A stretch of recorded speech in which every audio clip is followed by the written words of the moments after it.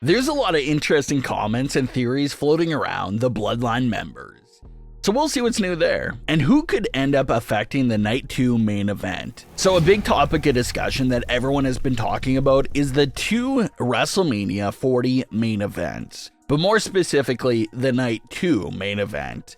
Everyone from fans to WWE superstars to legends of the industry all claim that it'll be a very important moment of the industry that everyone will be paying close attention to. Either Roman Reigns continues his historic reign and starts marching towards breaking Hulk Hogan's 1,474 days as WWE champion, or Roman's title reign comes to a historic end, with Cody Rhodes bringing the WWE title to his family name. So just two major outcomes that could come out of this match, but as we know, we'll only see one of those two outcomes come to life. But the other big topic of discussion for when it comes to this match is outside interference. It just can't be Roman Reigns' title defense without some type of outside interference. It's basically becoming a tradition at this point for his title reign. And yes, the tag team match the night before does have a heavy stipulation that if the Bloodline loses, the Night 2 main event will be interference free from the Bloodline. But regardless of the outcome of the tag team match, fans still expect to see someone still get involved in the match, even if Seth and Cody do pick up that win. So who are the suspects that can cause that Night 2 interference? Well, let's go over some of the names we've been talking about for weeks, look at the new details, and even some new potential names to cause an interference that we haven't discussed yet at all. First big name being The Rock. The Rock has made it very clear that if the Bloodline has the right to be at ringside for Night 2, he plans on grabbing a chair, sitting next to the commentary table, and keeping a close eye on the match to make sure that Cody Rhodes doesn't leave with the WWE title. The main issue with The Rock's plan is that fans obviously don't know if he could be trusted for things to turn out exactly how he says. There's definitely been some light tension between The Rock and Roman Reigns in recent weeks. And even most recently, you had The Rock heavily introducing this final boss nickname that fans really believe could be The Rock sending a message to Roman that he's Roman's final boss. So that's something new that's just popped up over the last few days. And for The Rock's interference, it could go one of many different ways. The Rock can either flat out assist Cody Rhodes in winning the WWE title by cheap-shotting Roman Reigns at a time Roman least expects it, opening up the door for Cody to capitalize and win the WWE title. It would be pretty poetic for Roman's title reign to end in this fashion, since that's exactly how he wins a lot of his total defenses, capitalizing off of outside interference. However, the only plot hole is that The Rock's character does seem to have serious issues with Cody Rhodes. So it almost seems pretty unrealistic at this point of the story for The Rock to pretty much hand the WWE title right over to Cody Rhodes. Just doesn't seem like something that would make a lot of sense considering all their personal issues with each other that have been building up in recent weeks. How can you insult his family, call the man a mistake, promise to beat him down in front of his mother, but then turn around and help him beat Roman? It'll definitely be a twist, but not one that makes the most sense, so that's the problem there. If they're going to go down the route of The Rock turning on Roman, a more realistic route may be for The Rock to do exactly what he said and help Roman Reigns retain his title successfully at WrestleMania 40. But maybe in a post-match, post-credits sort of moment, The Rock can go from holding Roman's hand up to brutally attacking him.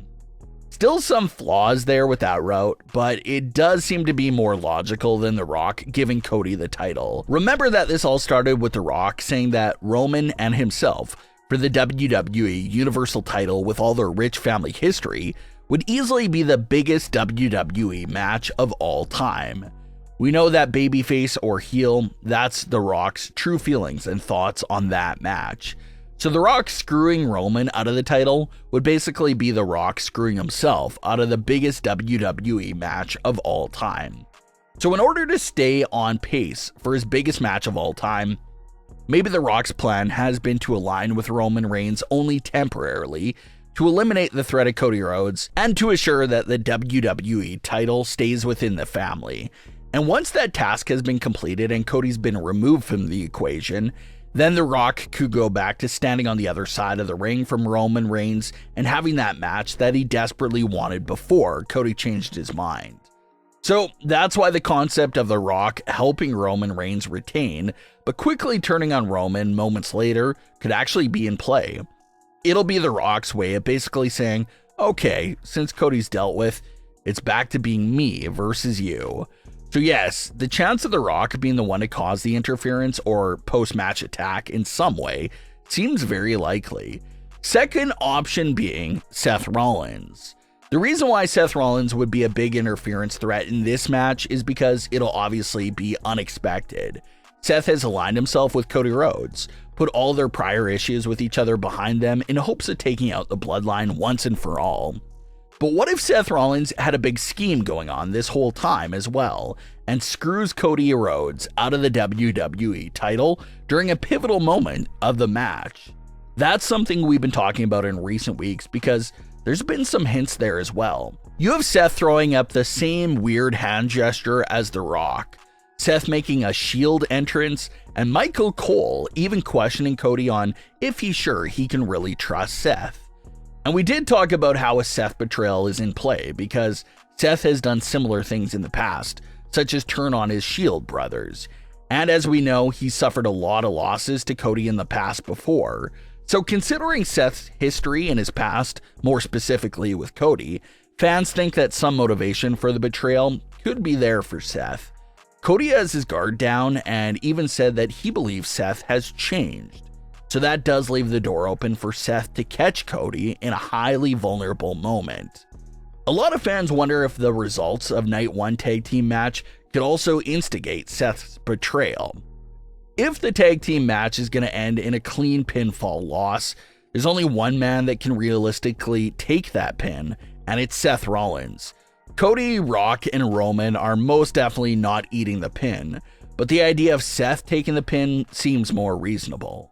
So could Seth Rollins take that pinfall loss in the tag team match also play a big role, maybe in his actions against Cody Rhodes the very next night? Fans are also keeping an eye on Jey Uso as being a potential suspect to cause some interference.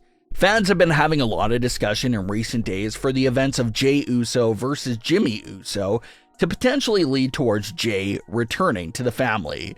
Jey has even alluded to this idea himself in recent interviews, saying that the Bloodline still has more years left of their story and how it really can't continue until he comes back in. So his comments has a lot of fans wondering if Jey could come back into the family during this very important matchup between Cody and Roman. It would definitely be a twist, but it would seem like a step backwards for the character, especially since he only just got his freedom a handful of months ago. But those are the three suspects high on everyone's list: The Rock, Seth Rollins, and other family members. But what are your thoughts on today's stories? Leave your comments below. Don't forget to subscribe with all notifications on and leave a like if you enjoyed. Thanks for watching, guys.